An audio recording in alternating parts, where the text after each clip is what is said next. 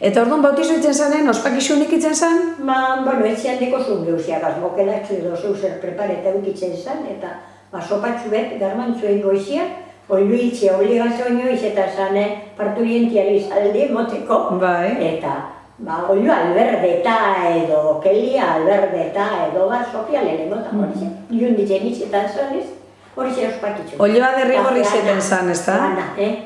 Olioa itea derrigorri zeten zan. Hori derrigorreko. Saldea, saldea ona zala esaten zan, ez da? Saldea, eta oin geure eskixu hori esango, saldea. Olioan saldeak egrasa asko bitzen dugu. Baina aixe eta zuke garbantzu duzina ez meute zelo agaz kuartuen baina.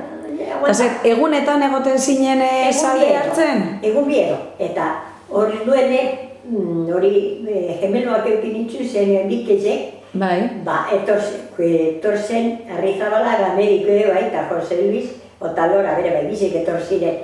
Eta, bueno, Jose Luis dice, Jose Luis, diñozet, aquí tengo los dos muchachos, diñoz. Te puedes comer una chuleta buena porque lo mereces. Hola, chico.